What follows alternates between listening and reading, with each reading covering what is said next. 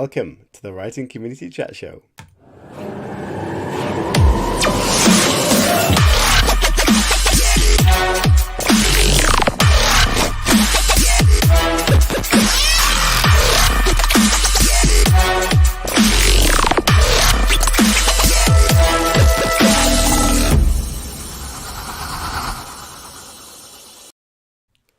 Welcome to the Writing Community Chat Show. It is the Friday night chat show. I am Chris, or CJ for you guys, and Chris Hooley is sat next to me as always. Hello, Chris. How are you doing? Yeah, I'm very excited. Not only about tonight's show, but I had some amazing news before the show that I can't share as of yet, but I'm still like bouncing a little bit, so I just need to calm down a little bit for the show. Indeed. Oh, don't calm down, of course. Just enjoy the show. It is Friday, and it seems like with the show now, we've been doing this for quite a while, and we have a show on a Wednesday and a show on a Friday. And it seems like at the start of the week, then there's a bit of a gap, and it feels like, oh, the show hasn't been for a while. And then suddenly it's like Wednesday and Friday is right there. And it's a great start to the weekend, and I hope you feel the same way. And I know some of you have been chatting to us on Twitter this week, which is fantastic. Hello to you on the chat already. It's great to see you all. And please engage and talk to each other on the chat, because that's what it's there for. I loved Halo. She posted a comment before about join me in toasting the corpse of Monday. And I thought that was just a great way of saying goodbye to the week. The corpse, yeah, that is fantastic. And that's very typical of Halo. So hello to you guys.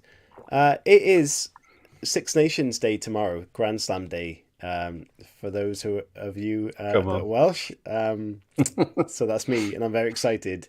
And it's the end of the Six Nations. Technically not, actually, because France had COVID, of course, and they delayed their game till next week. France had COVID, and apparently all of them. Because they're locking back down today. Oh yeah, they are, aren't they? Yeah. So don't get your hopes up too much just yet. That's all I'm going to say. I'm not going to jinx anything. We're talking about rugby now, or COVID. A bit of both. And again, it's Comic Relief. So that is on tonight. So once you finish your show, of course, check out Comic Relief and donate and support if you can, of course. So should we get in our beer token sponsor? We shall indeed. We shall. Okay, so our beer token book promotion sponsor today is... if you look at the bottom of the screen, if you're watching, K.A. Woodford. Her book is called Stolen, and it's 4.6 out of 5 ratings after 25. 4.6 out of 5 after 25 ratings. It's a psychological thriller, and someone said that this K.A. Woodford is amazing. This novel grabs you by the front of your shirt and plunges you into the action immediately, which is always fantastic. Jenna Brandt can't stay out of trouble for 5 minutes. When she sees one of her friends about to be abducted, she launches into action of not thinking of the consequences. Detective Sergeant David Sauron, is that how you say that? I don't know. You can't see it. Doesn't know what to think. Troublemaker or daredevil. The vehicle she's stolen has evidence from a cold case 15 years and 1,500 miles away, causing Sauron. I don't want to say Sauron because that's the guy from Lord of the Rings. Sauron and the original detective to team up, hoping they can catch the killer before he finds Jenna. And that sounds fantastic. So please do check that out and support the authors that support the show, because it's very important. We do. And I know how much you like to look at that. So let me just get rid of that.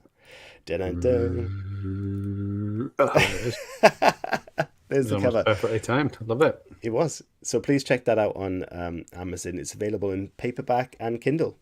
And hello to you on the chat. Good stuff. So let's get the guest on, Chris. Happy? Ready? Yeah. Can't wait. Yeah. Fantastic. Bring it on.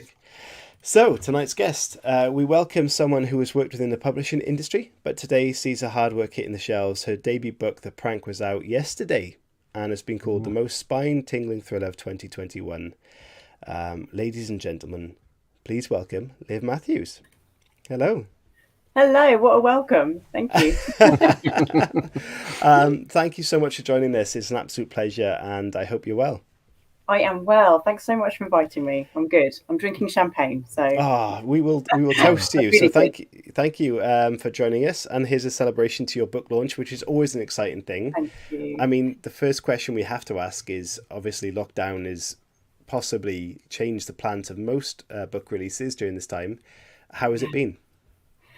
Do you know what? In a way, it's been an easy sort of ease in, you know. But as I was saying just before we sort of went live, I've got nothing to compare it to. You know, when I worked in publishing, I went to some amazing launches, so I know what they can throw at somebody. Well, I mean, you know, celebrities mostly, but yeah. So I'm sad that I can't see friends and family. You know, and I'm sad that I can't go anywhere and, you know, drink loads and enjoy stuff like that. But, you know, well, I can drink loads. Clearly I'm drinking now. But yeah.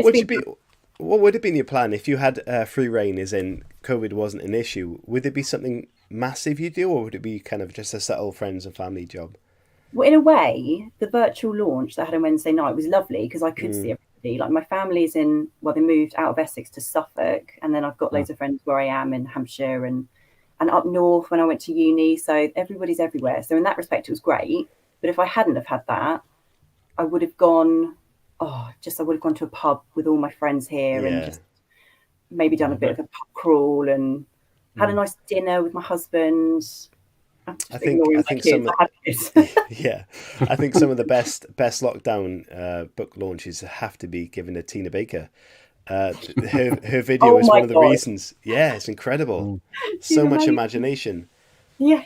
So Liv, done that. For people watching now, can you tell us about the prank then, if they haven't seen what it's about already? Yeah, sure. I'm going to hold it up. Yes, do it. There. So basically, the premise of the prank is that it follows a young woman called Elle. And for about a decade, she has been grieving the loss of her dad, and she waitresses in London, keeps a very low profile. But one night she has a chance encounter with a man called Jim Valente. And Jim is a powerful, charismatic CEO of a production company behind a reality TV show called Pranksters. And Elle discovers a link between the show and her dad's death. And so she decides to turn her back on her old life and take her revenge. Very interesting. That is very interesting. Yes. I love that. Some people call it an elevator pitch, but you've hooked me right in there. We'll get on in a minute to a bit more detail about that. But before we do that, we like to jump back in time and find out why writing became something in your life. Can you let us know where the inspiration came from? The inspiration came from when I was about 16, and I was watching one of these prank shows, which I can't remember which one it was, but even if I could, I probably wouldn't mention it. Just I don't want to invite any lawsuits. And I was watching a prank show, and my mum came in and she just said, "Oh, what are you watching?" And I said, "Oh, whatever it was." And she said, "Oh, I can't watch that. It just makes me really upset. Like, people look like they really hurt themselves." And I was like, it was the first time I thought, yeah, actually, do you know what? You're right. Because sometimes, you know, you have a clip and it's a physical, like, discomfort that you can see on somebody, and sometimes it might be emotional. And I thought, oh yeah, you're a nicer person than me, Mum. But it did honestly make me think, and I thought, how far is too far in comedy? And like prank shows in general, I think canned laughter in prank shows is really interesting. It's like a psychological tool, isn't it, to be like, yeah, this is funny, you can laugh at this. And I thought, oh, that's really interesting. So how far is too far? Yeah, that is very interesting. But let's go back even further, because I may have asked that very differently. Before you started writing this particular story, what was the driving force for you to write in the first place? I've always written. I've loved it since I was 5. My mum was stapling bits of paper together and correcting my grammar, like getting me to spell what I was like, how do you spell dog, and the real basics. And so I've loved writing stories. And when I was about 12 or 13, my best friend and I used to write films. We used to literally star and play every single character, and these films were like 2 hours long, and unsurprisingly no one else has been allowed to watch them. And but that was great. So I did a little bit of writing here and there and everywhere, you know. So these films actually exist? Yes, that's exactly what I was going to ask, Chris. Wow. Yeah, my mate got converted from like cassettes And this poor, I don't know, she actually sent it off to a company to like convert them. So I'm like, oh my god, this poor, I don't know who did it.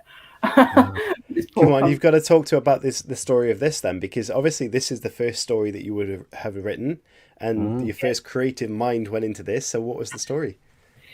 Oh, we wrote about 4 films. So Wow. I'm trying to think of the one that there was one about somebody that there was a school play, and right at the beginning someone gets shot, which is, you know, how the play is supposed to begin, but they got shot, you know, actually got shot. So it's we played these 2 American detectives. Nice. Terry did the accents and everything, and we were like trying to figure out what happened. And there were loads of school kids that were like suspects and stuff. Oh my god, it was just hilarious. I love it. Sounds brilliant. I mean, So what's this? Sorry, Chris. I was going to say, what's the stereotypical thing that one of your detectives would have said? Like, can you do the accent and the voice and Oh my everything? god. So guys, this is hilarious. They belonged to this organisation that we called Double TD Double AE, and it was trained to do anything and everything. And they had a boss. Each film had a different boss, and they were like different colours, like Reservoir Dogs. So we had Mr. Orange and Mr. White, Mr. Grey, and they were just like, honestly, it was so long ago, but It's really fantastic. shaky. So what happened between that time of writing these amazing movies and hoping to become a movie success? Where did you go from there? What happened next? Well, I sort of always wrote on the side, but then like life gets in the way, doesn't it? And you just you know, going out and university and stuff like that. But it was always my dream to write properly. And then I think when I moved to London, when I finished uni and got a job with publishing, I just felt like I had a really great idea that I really want to write, and I still don't feel that I can write yet. It's almost too big for me. But it's about a girl who lives on in a disused underground station in London, and that was the first moment I thought, I really want to do this properly. Like, I really want to make a go of this. So I just started thinking of ideas, and I did write that, and I got some interest, which was brilliant, but nothing came of it ultimately. And I think I just need to rewrite it one day, do it properly. So at what point did you go from that novel then to just moving on? Did you think, do you know what, I've put enough effort into that, I need to come up with something else and do that? How did that process go? Yeah, I spent about 2 or 3 years doing it. And I met a lovely agent who wanted to take it on. And then she said, because I had this young protagonist, and it was sort of an unlikely friendship between this young girl and a much older man, but nothing sinister. Like they struck up a friendship. The agent was like, "Oh, can you rewrite it as YA?" So I did. I was trying to do that, and then she left the company. Great. And so I sent it to a couple of other people, and they were like, "It's not quite right." So I thought, oh, you know, I was about 25 by then, and I was like, I just feel like I want to do something else. So I started the prank, and it took freaking forever. Can we just jump back slightly to that, because that must have been a seriously kind of troubling time for someone who's trying to establish what they do, to be told something by someone you put your faith in that may have not been the direction you wanted to go in anyway, and then to have them leave would really leave you in a place of, was her advice right in the first place? How did you feel at that point? At that point, I was just so grateful to see an agent. So I was like, I will do anything. But it wasn't right. It's an adult book, and I should have stuck to my guns. And I definitely want to write it at some point. That was really annoying. I bet. I mean, for anyone in that situation, I mean, can you give any advice? Because I would be 100% putting my faith in their advice, because that's what you expect from people in that position. Totally. So you mentioned sticking to your guns. So how would you advise someone in that position to move forward? Oh, it's really tricky, isn't it? Because you do have to trust the experts, don't you? You have to be open to constructive criticism, definitely. And you know, my agent has made this book, The Prank, so much better. But I really did believe in that book. And when I was told, "Oh, make it a young adult audience," at thought, yeah, I'll give it a go, which I did. But I know I'm going to do it my way now if I ever get back to it. But yeah, it is hard. I think you do have to trust your instincts, but you have to be open-minded. That doesn't help at all. That wasn't even an answer. Do you know what? It's kind of a loaded question because there is no clearly no good answer to that, is there? Because you know, you would put your faith in these people, and you would want to stick to your guns, and you would want to follow them. So I'm guessing it's one of those things you just tread carefully. So at that point, you know, that person left, and what were your next steps? How did you deal with that? Then I made the amendments that she suggested. Then she left. And then I sent it to someone else in her company, which was like the partner basically. And the partner was like, oh, this is a bit dark for us. And I was just like, oh. So I think after that, I was just like, you know what? No, I was gonna try something else. And so Liv, you touched on the prank obviously being quite a long process for you. So just tell us a little bit about that process then. How did it go from the initial idea to being finished? The idea was sort of always there. I think because when I was 16, my mum and I had that conversation about pranks. Yeah. It just spawned. I was like, I want to write that. And revenge is such a good driver, isn't it, for any sort of commercial book? So I thought, I've got where I want it to go. I've got the bones of it, but I didn't have the plot. And actually, the plot took me so long to work out. I wish that I had studied a bit more about the theory of writing. My friend put me onto this amazing book called Into the Woods by John York, and it just like totally opened my eyes. And obviously I read it like after I'd written the prank about 5 million times. But for anyone watching, I would totally recommend it. It's all about like narrative arc, like how important a character's like internal and external conflict is. So I had the prank. I worked on it for about 2 years by myself. Then I got an agent. I don't know how. It was so raw, aka terrible. And then she helped me shape it. And then it took another 18 months, you know, like just took forever.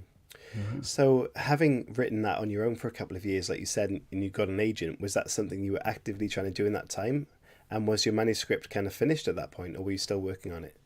It was finished. Yeah, definitely. Okay. I think also because, I mean, you know, how difficult it is getting an agent. So I think like you have to be able to be in a position where you can offer your whole manuscript if someone's interested, which was brilliant. I've forgotten the question. No, it's just interesting to see how you go from that point of seeing things in your own way and developing things and suddenly getting an agent, and things become real quickly then, right? Yes, that was what I was going to say. So I had finished it and she liked it. I think she liked the voice and she liked the characters, but she was like, we have to work on the plot because you don't have an arc. You have like a beginning, you have the middle, you have the end, and you have like the hook, and you have the heart of it, but you don't have. Can I just ask then, because I'm someone who released my first and second book without that sort of advice and without going to sort of publishers and even proofreaders, and then, you know, I've done pretty well considering I haven't done that, but I know my second book I want to go in that direction. So for someone in your shoes then at that point who wasn't did you think that your book was in a good position when they said you didn't have the arc that you wanted? I knew I needed help. I didn't know how much help I needed. Yeah. It's like you don't know what you don't know. Yeah, you know what I mean? And even when we sent it out, my agent and I, like a year and a half later, because she's amazing, she's really editorially hands-on. Even then, it needed another haul over. So, yeah. So what was your actual writing process like, Liv, when you were writing the prank? Because obviously you've said it took you like nearly 2 years to write. Did you write it in big chunks and then stop and then leave some time, or did you do a little bit every day? And how has that process changed for you now that you obviously continue in your writing? Yeah, it started off whenever I could do it. So when I was working, I had quite a big commute, so that was quite nice to that downtime when I wasn't having to read loads, which I still love, but I would do it then. And also because I used to work in international sales, I would spend like weekends away and evenings. I just basically work on my own book on at those points. So I had a lot of time in that way, but I wrote really like erratically. I wrote scenes, and I didn't plan. That is one thing I wish I'd done. I wish I'd planned, and I now totally understand, and I'm a convert because I've read this book about sort of how to structure it. I'm a convert for planning, because I have a document of 400, nearly 500 pages of material I didn't use for the prank, which was in the prank. I mean, it's just so ridiculous. So yes, that has massively changed. But now, so I've got 2 kids. I've got 2 young kids. So yeah, that was really hard. And I write on the 2 days that my littlest goes to nursery, and my oldest is now in school. This is his first year in school. So yeah, I mean, homeschooling was a bit sucky. Like, it went out the window then, but yeah. So Liv, as someone who's been like around authors in your job role, did you ever get to speak to them and ask them for advice? And if so, like, what was the best advice you were given? I never did. I think I was, because I was there in a sort of professional capacity. I didn't want to be like, hey guys, you want to check out my book. So yeah, and I didn't ever get the time that I'd want. Like, I didn't have the time to build a relationship with them because I was in sales. And I think it's really different with editorial and even marketing and PR.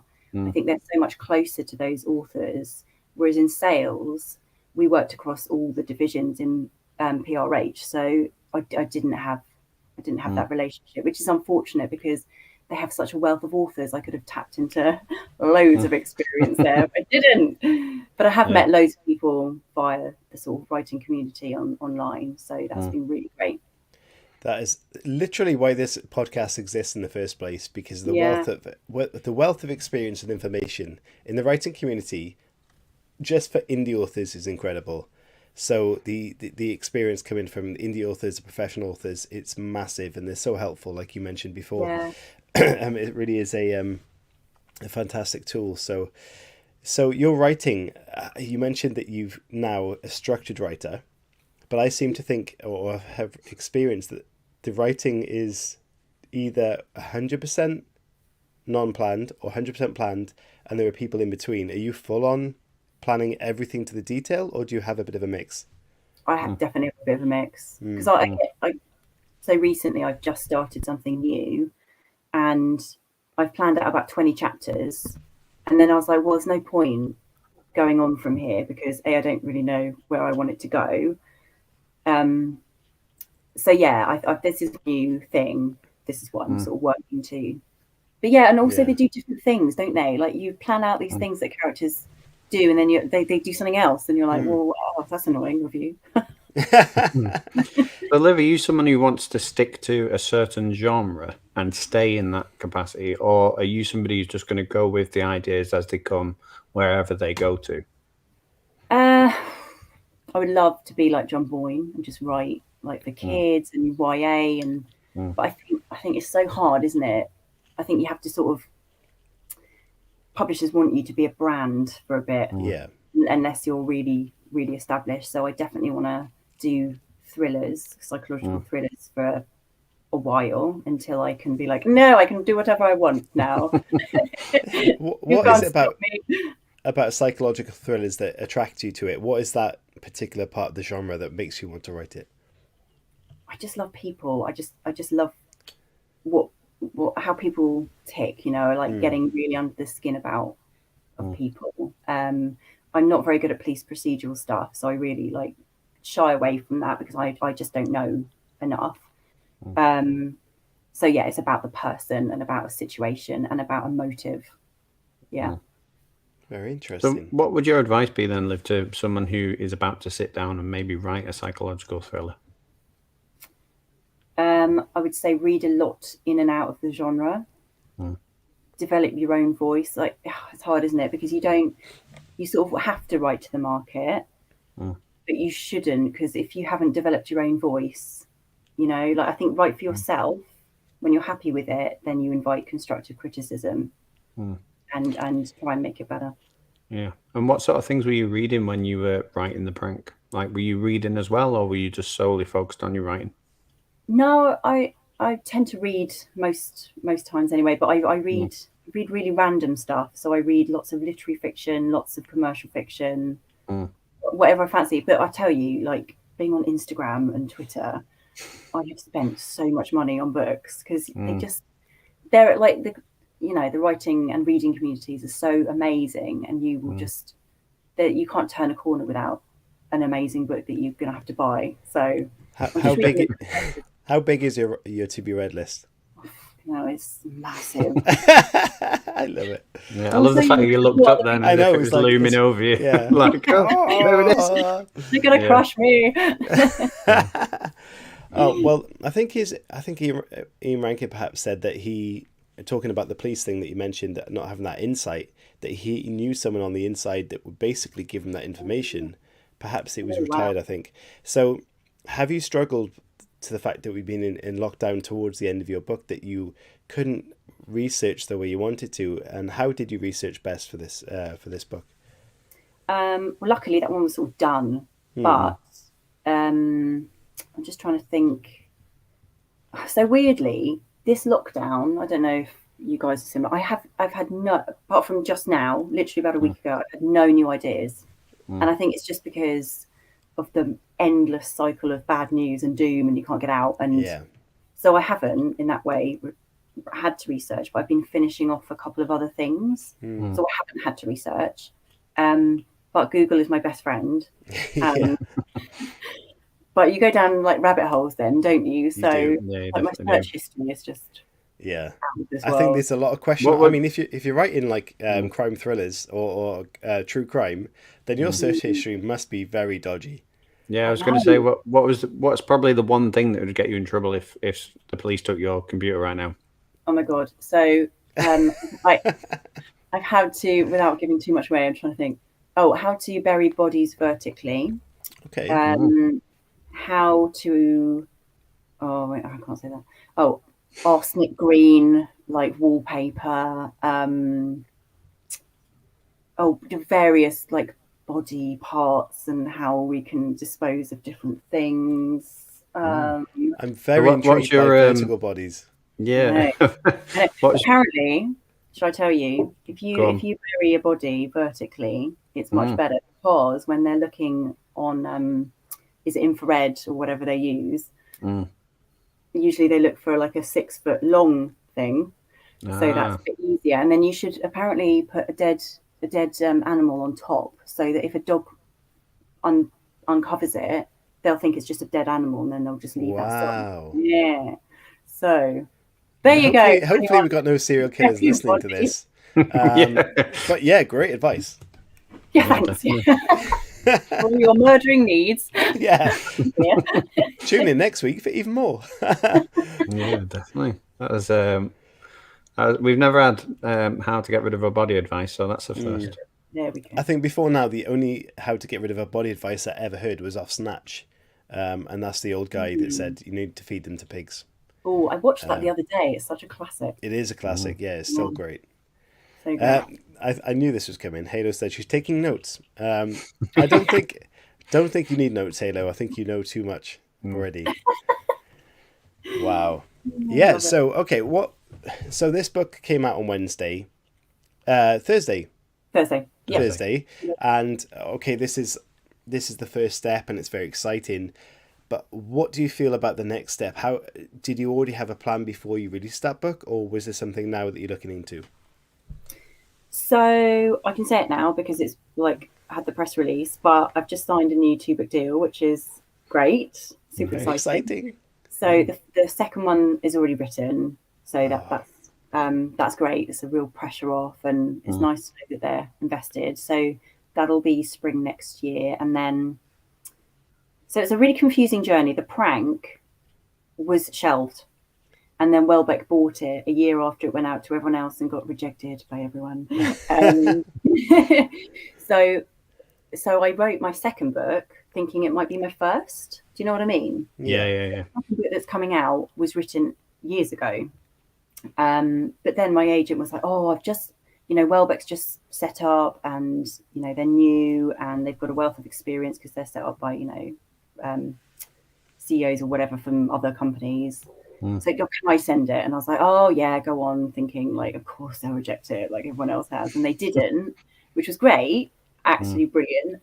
So it means that I had 2 already sort of in the pipeline. And yeah, so my 3rd is sort of pretty much there. So I think I'm a year ahead of myself, you know what I mean? Yeah. What's the experience like when you send off your manuscript time and time again, having rejections? What's it like when that first actual acceptance comes through? I thought my agent might have been playing a trick on me, because she texted me, like, oh, they've offered a prank. A prank, yeah. Exactly. Yeah, I thought she was joking. But yeah, it felt a bit unreal. I felt a bit, I know it sounds ridiculous. I felt a bit scared, like a bit exposed, and a bit like, oh my God, this is actually going to happen. And yeah, it felt really weird, because I'd resigned myself that no one was going to have it. Do you feel at that point like you felt exposed, that your work was going to be scrutinized by a bigger audience at that point? Oh, totally. And when the proof went out, that was like, honestly, the moment. My husband was like, one night, he's like, what? Are you cold? You're shaking. I was like, people are reading my book. I can't stop them. People that know stuff as well. Oh my God. Yeah, exactly. Yeah. So yeah, that was amazing. So Liv, we have a few sort of writing community chat show staple questions. And one of those questions is, if you could take any character from fiction and make that character your own, which character would you pick and why? Oh, that's a tough one. Any character. I think one of the best characters that I've written, I haven't, I want to write, or should have written, is it Charlotte Levin's If I Can't Have You? Have you guys read that? Oh, it's amazing. So it's again a psychological thriller, but she's written this character called Constance, who is unhinged and funny and dark, and honestly, like, she sort of blew me away. Like that, I haven't read a character like that. She's very layered and very complex, and I thought, yeah, she was great. Nice. And what would you do with Constance then? Exactly what Charlotte did, because it was really good. Well, that's not the question. I mean, okay, we'll move on. If you could change the ending to any book, TV, film, or anything at all, what would you change the ending to, and why? Oh, what was I choose the ending of? God, I'm just looking at plenty. Book. There's plenty. Oh. It could be can I just like end the Lord of the Rings how it should have ended, and not go back explain, to the Shire? Explain. Go on. Well, they go back to the Shire, and it's already boring, and it just like should have ended with a volcano. It's all I can think of. It's just a bit like, oh, for God's sake. No, I agree. I think that was a bit fluffy. Yeah, I know. Tolkien. Yeah, all about the volcanoes. And then the sort of final staple question that we have. In fact, we got 2 because I added a recent one, and yours write psychological thrillers, so we can ask you this one as well. If you had to if you had to resurrect a writer to write a book with, but then you had to kill them as a result of this pact, who would you pick and why? I'll resurrect them and then kill them again. Why would I kill them again? Because it's part of the deal. Like, to get to write the book with them, you can resurrect them. It's fine. You can have the crack at writing the book. You write the book, you release it, but then you have to be the person to kill them again. What a question. And, of course, you can claim all the royalties then as well. Good point. Oh, so I've got to choose something quite good, haven't I? Oh, that's a really tough one. I'm going to have to... Can I think about it and then come back to you? Yeah, definitely. Yeah. Okay, it's like an interview question. Shit. Yeah. Sorry. And the other staple question, which is a regular one, is it's a bit morbid, but we've already talked about how to dispose of bodies, so it's fine. You're on your deathbed and you're looking back at your writing career. What would you be happy with? What is success to you? God, it's funny, isn't it? Because you're like a goldfish, and goldfish grow within their bowls, don't they? And you just always want more. Used to be like get an agent and get a publishing deal, and now it's like, I quite like a bestseller. That would be nice. And I'd quite like to sell like over in America, because I haven't sold the prank in the US. I think that would be amazing. To be, I want the fame. But actually, I don't want the fame. I don't really want people to recognise me, but I quite like the validation. Yeah. Yeah. Is it coming out in the US? No, it's not. I didn't get a deal. I tell you what. I'll tell you right now. I'll make a deal, because we have a lot of US followers on this show that are watching this right now. If we'll do some sort of competition, Liv, ask a question, and we will personally send out a paperback copy of this book to someone on the chat now. Oh, amazing. If you can answer if you've got a question, think of this for now and come back to us. At the end of the show, we'll post a question, and if you answer it, the first person to get it right, we will send you a paperback copy of this book. So do I have to answer? I have to think. No, you think of a question. A question that they could answer, and then whoever gets it right, we'll send them a copy. And if you can't think of one, we'll make one up. Don't worry. I think you guys might have to think that out, because I'm still trying to think about someone to resurrect and then kill again. You guys, I still don't know. I'm going to have to come back to it. I am. Talking of bodies, Jodie said, I've said this before, but I'll say it again. Bury them vertically in a mold for concrete pillar. Fill it up with cement. Boom, they're a skyscraper. Yes. Yes. There's a lot of bodies in that skyscraper if you do that all the way up. Yeah. Okay. Our audience is showing. I've thought of somebody actually, Chris. I think I've thought. I think I'd resurrect Shakespeare, and I've always wanted to, and I did write 2 of trilogy as like a retelling of the Tempest. So I sort of need him for that. So I might resurrect him and then write that commercially. Why the Tempest? Because I'm a big Shakespeare fan, and I quite like the Tempest, but I know a lot of people don't like the Tempest. So why would you pick the Tempest? I think because I studied at A level, so I sort of understand it, and also I find it really lends itself to a good fantasy setting.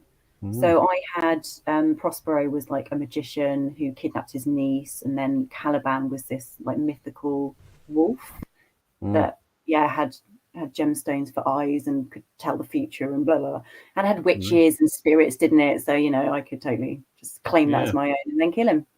Yeah, be quite interesting to see what Caliban life after the Tempest for Caliban. Yeah, for sure. Yeah. We're still going with this, but Anya says cement them and mix the ashes with the concrete. Cremate them. Sorry, cremate them. I'm just overwhelmed by all these comments of actual, great ways to kill people. So what we're going to do is we're going to introduce a new family member, and then we'll move on to the second half of the show, where you guys can send questions in for Liv, for me, for Chris, for all of us together. Just have a think and send us some questions, and we'll introduce a new family member.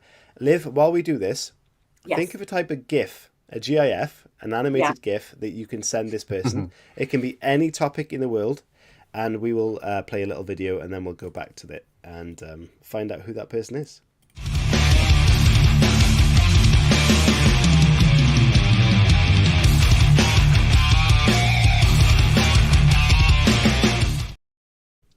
I think it's my favourite time of the week, or the show, when I see people's faces when we play that video. Do you know, as soon as you played that, I thought, Liv's got little kids probably asleep.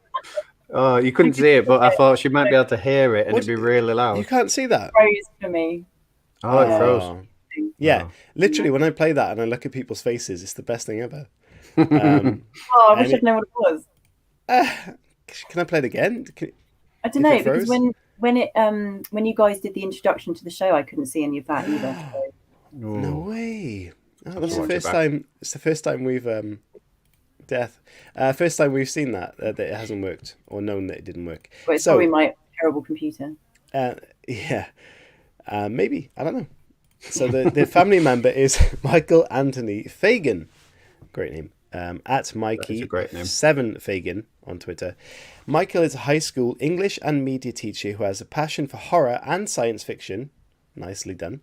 And he has 239 followers. So can we please follow that person on Twitter?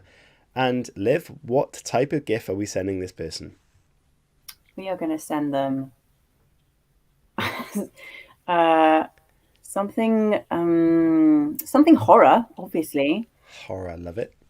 horror. this will suit our And audience with very glasses. well. Horror with glasses, because he's a teacher. Can you do something like that? Horror with glasses is the theme. Yeah. Please send them a GIF in that respect. Follow them and maybe welcome them to the show. You can leave it blank and that'll freak them out, but that's fine if you want to do that. And while that's happening, is there an author you can recommend? I know you did do one earlier. What do you really like reading? I do like a bit of literary fiction. Oh my goodness, I think you had her on the other day. The Last House on Needler Street. Yes, Awesome. we did. Like literally the other day. Yeah. You keep looking to your right, and I'm assuming there's It's my bookshelf. Yes. Okay. Bookshelf. Yeah. Yeah. That was such a strange interview that with Kat, because we couldn't actually talk about the book, because obviously if you've read it, we were just like, well, what do we do without giving anything away? No, it's incredibly complex, isn't it? Yeah. It was. But it was a great interview nonetheless. Yeah, I'm just trying to think what else I can recommend. No, that's fine. It's fine, isn't it? Yeah, of course it is. You've recommended two now. Fine. So we have the writing community question time. So this is the section. If you haven't sent a question in, guys, and you want to, please do so. We will speak to the people of the audience and find out what they want to ask us. So we do have a video for this, and if you can't see it, I apologize. But it's not worth seeing, really. It's fine.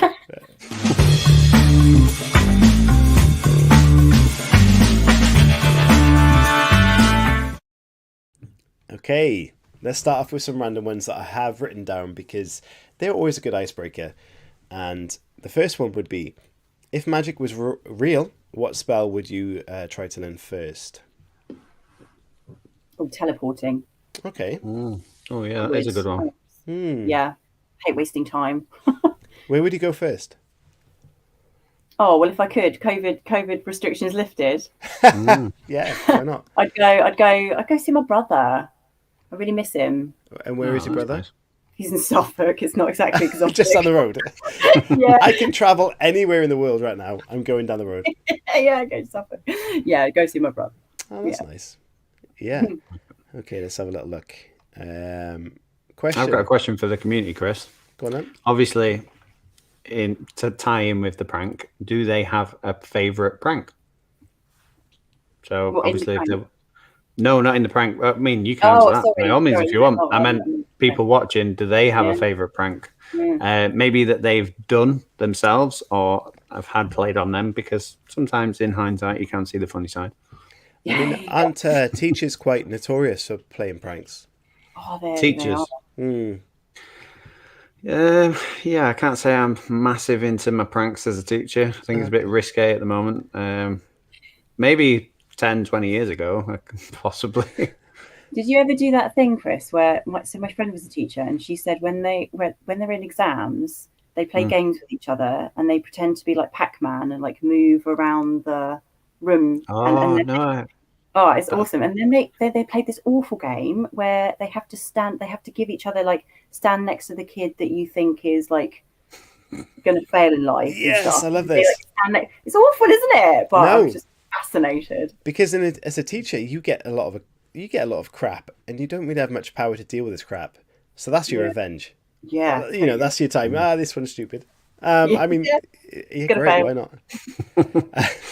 Loads of teachers out there now waiting for the next exams to play that game. Linda says, what is your favourite writing trope? Ooh. Oh, that's tough. Chris, do you have one? Yeah. That is a difficult question. Yeah, it's a difficult question. Yeah. We can move on if you like. I think just using very been said type of phrases, I think. If that What makes do you mean? sense. Oh, what, saying Cliche. said? Just being cliche things. No, not said in particular, like cliche sentences or phrases in a certain genre. See, I do like that, because Elmore Leonard said, this sounds stupid now, but he said the only word after dialogue is said. No, I wasn't saying said particularly as in the word right. said. I mean, it's in a cliche sentence in like a romance, novel or whatever. Oh, right, yeah. Love triangles. Yeah. All that. Yeah. I'd always want. I do like reading romance novels, but I like One Day, big fan, Atonement, stuff like that. I really like those books, but I never would ever have an idea that wasn't cliche for one of those books. Yeah, exactly. Everything that comes to mind, I'm like, yeah, it's been done. This isn't a romance slag off session, by the way, just so you guys know that. No, I love them. I read 2 awesome like romance books recently, but I just could never do them. But they are sort of like I was going to say threesomes. No, love triangles. That's a different type of book. Yeah, I mean they sell pretty well. You know. But I do. I threesomes now. Love triangles. That's my answer. Love triangles. Love triangles. Literal triangles. Okay. Yeah. From Halo, which characters of yours do you love and hate most? That's a great question. Oh, that is a good question. So am I allowed to talk about the prank in that? I guess I am, yeah. Yeah, with that. So It's your book. You wrote it. But did I? No. The one I hate the most is Jim, who's the CEO. He's very creepy, but he's almost he sort of flirts on the darkness, but he's inescapable. Like he's not one of these people that you can call out and he gets put away. He's a very, very powerful man, but he skirts the line very well. So you love to hate him, and I think that makes him more hateable. And then I've got a character called Horsehead, and I love writing him. He's really unapologetic and brash, and I think you can have fun with that kind of character because they're just quite freeing. Are you one of these writers, Liv, that maybe practices a dialogue as they're going about the house? So maybe you're cleaning up after the kids and a bit of Horsehead comes out and No, God, my kids would be like, Mum. That's fantastic. No, I don't. It just comes out, and I think this is why also I really like writing, because I can never come back with good comments. I'm massively a tongue-tied when people come up with an argument. I can't do it. So in dialogue, I can like totally give it back, which is not me in real life. I'm quite good with that, but it's like 10 minutes later. It's never there and then. It's like I walk down the street and like, oh, fuck, that could have been that one. Just come back, go. Yeah. By the way. If Horsehead, if this book was become optioned and a TV series or film, and Horsehead was like, they ask you, who do you want to play Horsehead? Is this someone you think actually, yeah, that person? I would love someone like Tom Hiddleston to play him. But I think it's mostly because I find him very attractive. That helps. Yeah.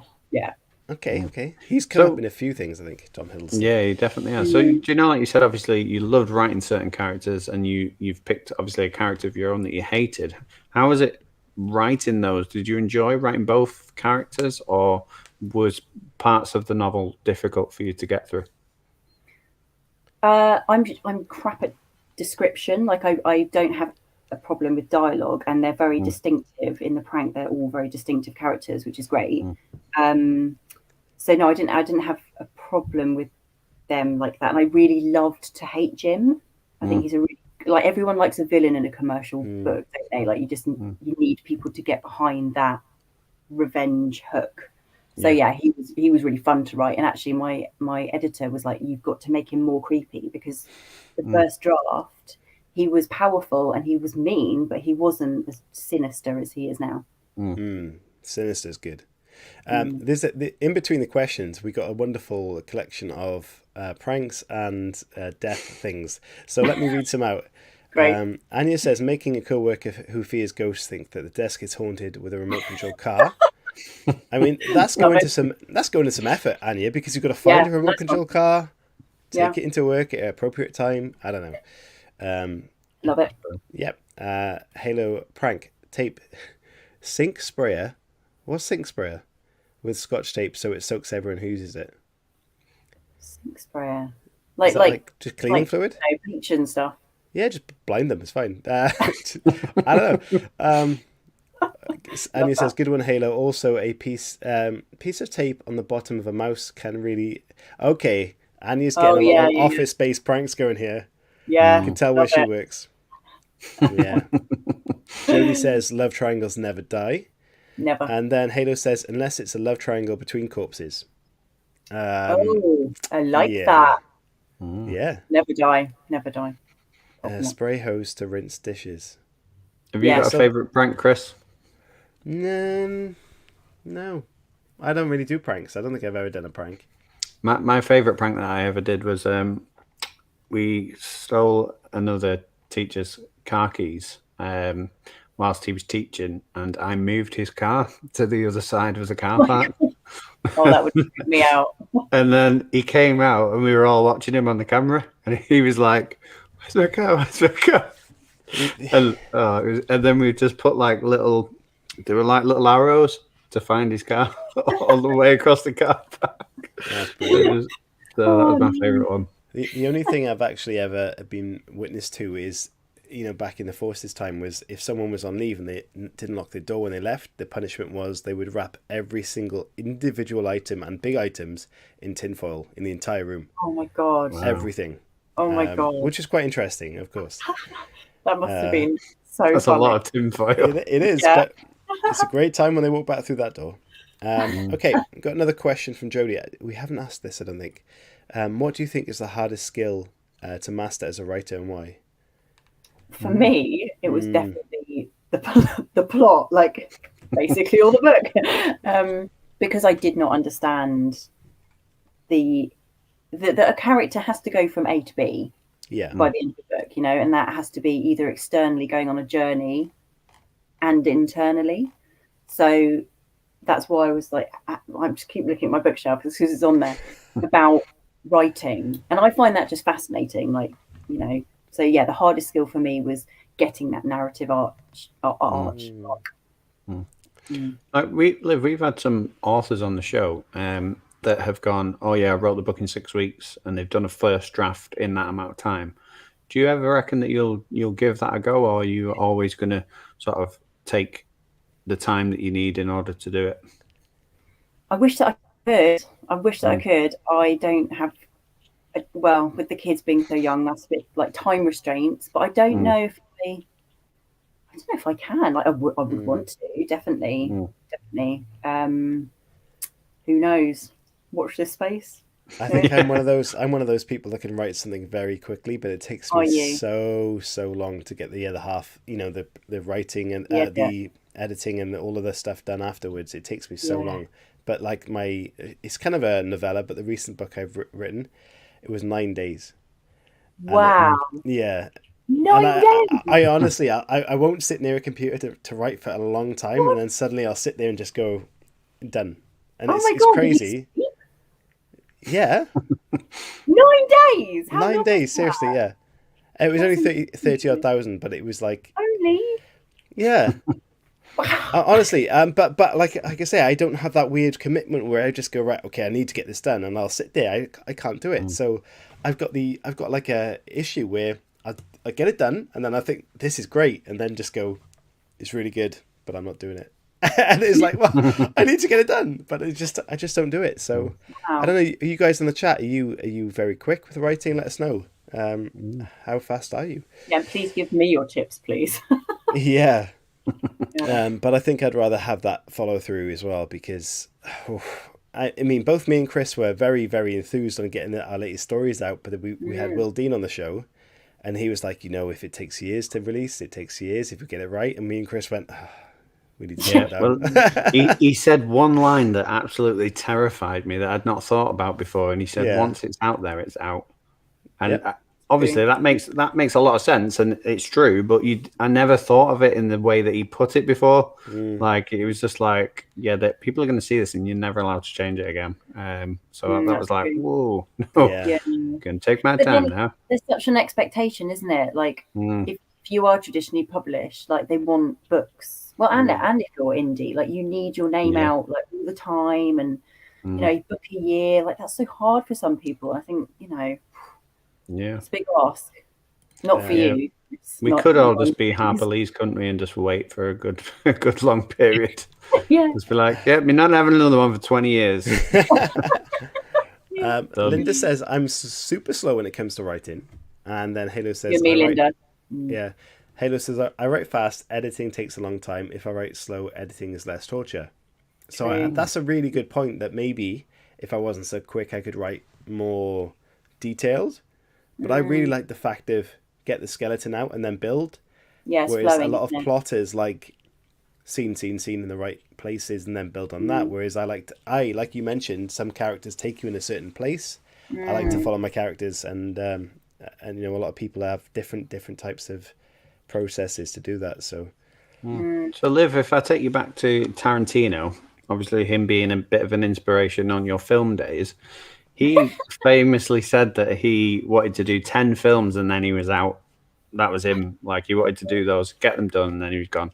Do you have a sort of a plan for how many books you want to write, or when you want to stop writing, or is it just going to be something that you're going to let happen naturally? I think I'm just going to do it until I die.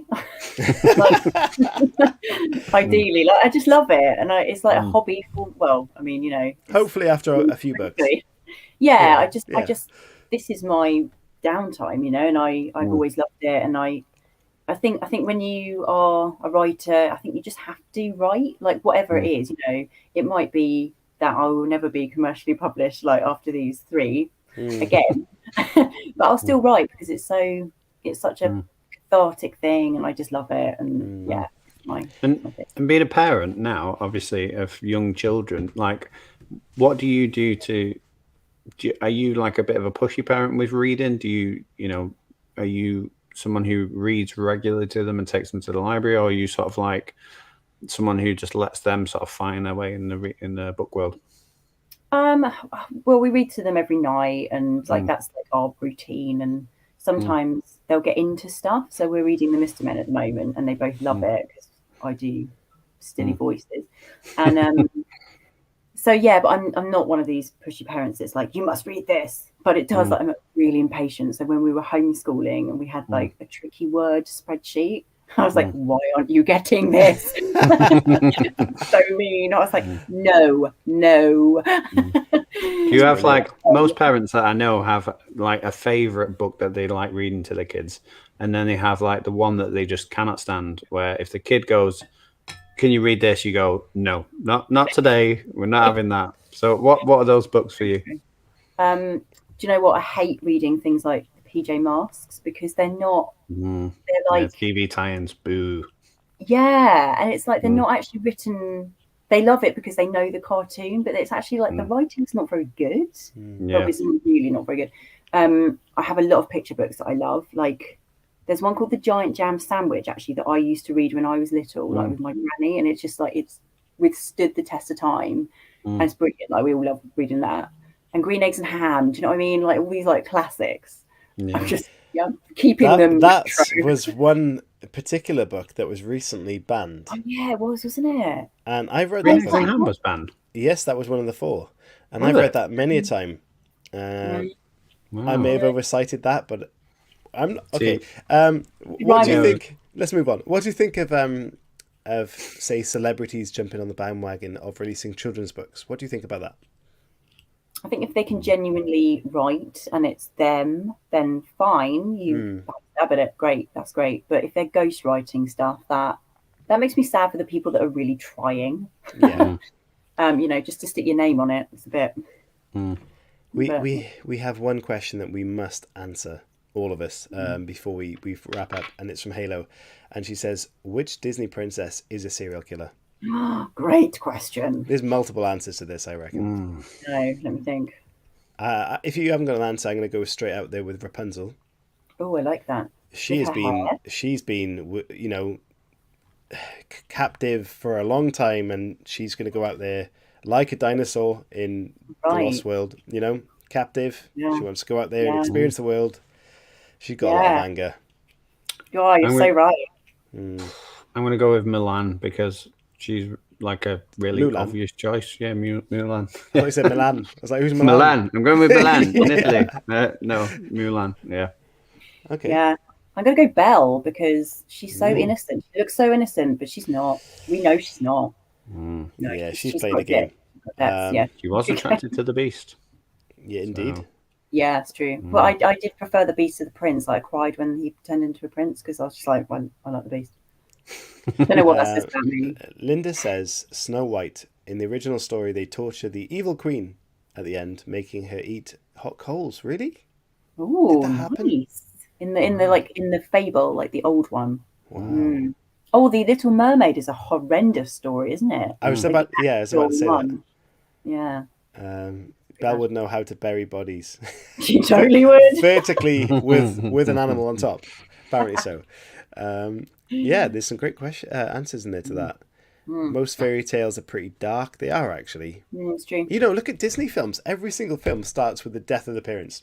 You know, Totally. they're all dead. Bambi's dead. The parents are dead. Everyone's dead. It's like Everyone's that. If you've got a small child, like sort of 3 years old, show them the start of Tarzan and watch their faces. Yeah. Crumble. Yeah, they're like, oh my god, he's gonna eat the baby. So, but yeah, I don't know. it is I don't funny. know. Me and my Every partner single had film. great pleasure doing that. Yeah, we the first time we showed our son, he was terrified, Oh, and then we no. were like, should we show him again? And he did exactly the same thing. I'll throw a question in there then. What is the saddest Disney film? Because that's a hard question to answer. And we may as well throw out to Pixar these days. But that was when I was 10. Now, Up, like at the start. Exactly. I think I should like film, but Up, yeah, at the start. Although Lion King is pretty bad. Yeah. Yeah, someone said Up. Halo said Up.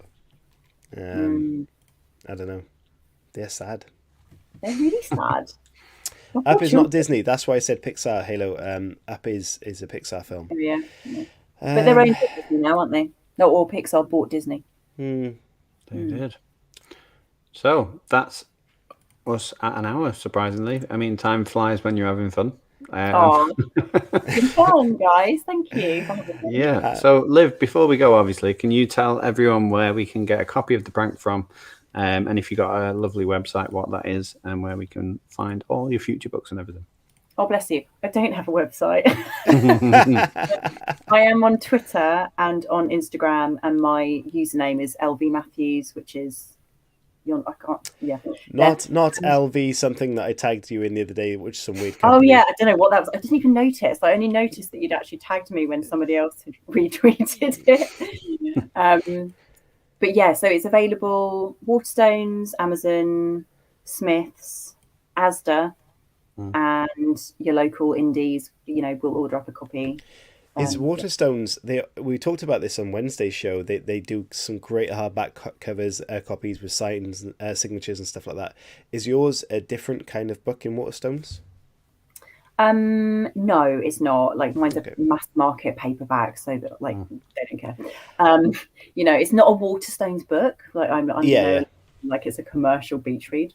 So maybe one day, I'll have an exclusive Waterstones edition, but it's not today. I'll tell you what, because I nearly forgot this just now. But if you guys that are watching, we need a question. When I share the podcast and YouTube video later on the tweet for Liv, if you retweet that and post a GIF with something about like a buried body that's quite funny and good, I will then select one of those GIFs for the prize of the book. All right. Love it. So do that, and we will get that book out to you, one of you. Liv, thank you so much for joining us. It's been an absolute pleasure. Welcome. Thank you so much for having me. Honestly, I hope your book does fantastically well, and we can't wait to see what comes next. And I hope you've had a great week. Oh, I have. You too. Take care. Thank you so much. Thank you very much for watching, guys. Thank you so much, Liv, for coming on the show. And you're welcome. See you on Wednesday. We appreciate you very much, and please look after yourselves and be safe. And we'll see you soon. Bye, guys. Bye.